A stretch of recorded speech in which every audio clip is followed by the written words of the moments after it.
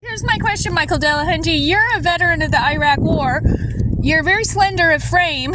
And how come Ozark Iraq, the felon who runs the shelter, thinks he gets $100,000 of homeless money per year plus $100,000 of his wife's money per year, but you don't get any dinner tonight? What makes sense about that? Well, they want me to go get an evaluation done at CMH, but I got kicked out for I got in an argument with Josh about him not giving me coffee in the morning. I showed up for coffee this morning too, and they wouldn't give it to me. And, wow, that's cold. I was there for dinner last night, and that was like, I forgot the whole thing that happened. And I went down to CMH. I actually went and got an evaluation about 3 or 4 days ago. Right. But I didn't finish the evaluation, so now I have to go back down there. Well, they claim to be low barrier. They tell the county they're low barrier. They tell the state of Oregon they're low barrier. But then they put the high barrier of forcing you into some kind of behavioral health program. But how do they think in the meantime, while you wait for your appointments, that starvation and lack of shelter, lack of warmth and hygiene and showers is going to even help your well-being as a veteran on the streets, as a disabled veteran? Yeah, I jumped through all the hoops I could jump through, but I don't understand why they're not giving me services now. And I view it as disability discrimination because they're not meeting your needs with your specific neurological conditions. Yeah. But look at you here. You're helping George pushing his wheelchair. I love this. How cute you guys are together today. You're a hero and you've stood up for our country. And you know what? I don't think it's wrong for you to stand up against it when they get abusive. I have seen Josh be abusive to a disabled woman on the street. And I believe Ozark empowers him to abuse disabled people. Yeah. And you yourself deserve respect and kindness and compassion. Yeah, I think, to say the least, he stepped on my rights a little bit. Yeah. And you were pulling that cart up the hill. Right. And we have... Does he sneer at you? Does he give you dirty looks and that sort of thing? Yeah. I mean, he's famous for that. Yeah. Yeah, well, I think the word is on the street that Lifeboat isn't all that it's cracked up to be, that they do mistreat people. Yeah. You're one of the people that's mistreated. I mean, you're resilient and you're positive, so you're not crying buckets of tears over it. Yeah. I've definitely cried over mistreatment from Lifeboat. Yeah. But I'm proud of you for just staying positive in the face of that type of disrespect. But I want to do the right thing and stand up for justice, which is mistreating my homeless brethren while they take all that money out of the pot and put it into their own personal resources, buying rich houses and all that, and then mistreating you guys on a daily basis. I'm the one that hears about it, and I'm the one that tries to go scrounge you a blanket or some piece of food and stuff. Yeah. And I don't have that much to share, honestly. Yeah. I went to that one today, but that's a children. Oh, I see. They're sweet. Yeah. And they need things more centrally located. We don't even have a decent transit network. Yeah. They're down on Bond Street. Yeah. That I went to last time. I went down there twice, but they'd done the beginning of the evaluation both times. Yeah. I didn't do the end.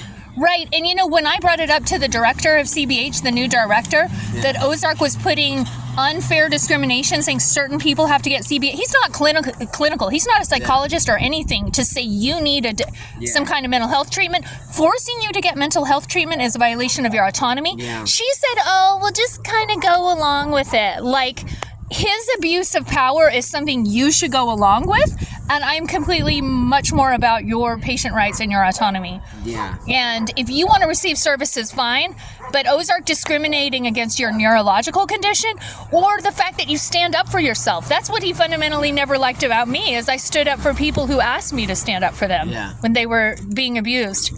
Yeah, he don't like me around Aaron at all. Oh, no, I've heard this so many times, and he didn't like me around Aaron either, because Aaron and I got along quite a lot. Yeah. And I think that made him nervous, and I think he has a tendency to pick on good-looking men who he views as a potential threat to his relationship, and he brings his relationship way too much into his business world and gets in the way of her professional achievement, I've found.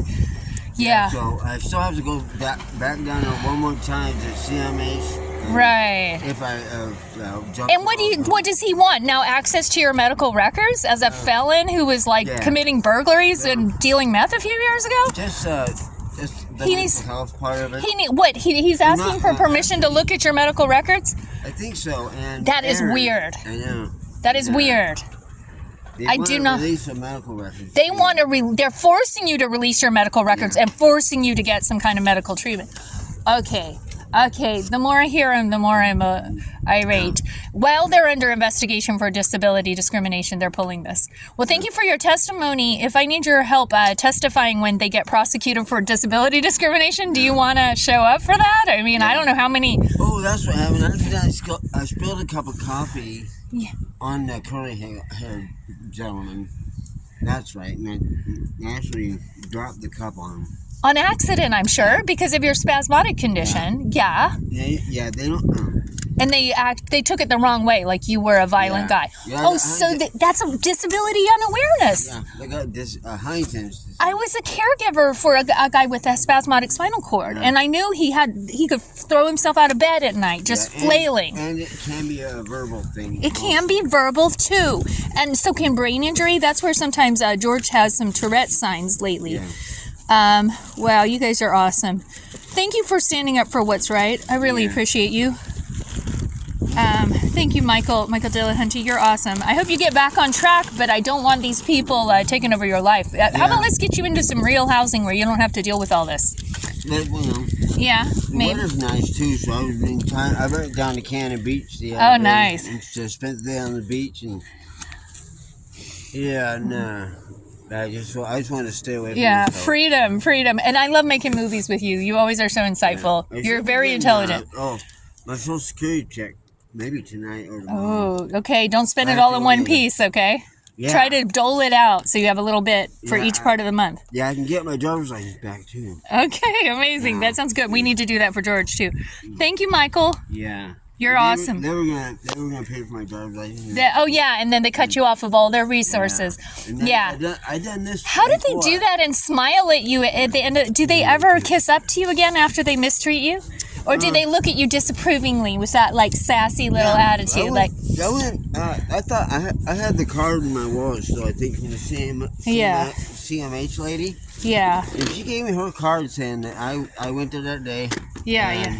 They still wouldn't let me sign in that day. Right. So I finished off the evaluation. And why does he think denying you shelter and food makes your mental health any better? Doesn't that make your mental health worse? Yeah. Absolutely. Exactly. No, there should be zero questions. I'm so sorry, Michael.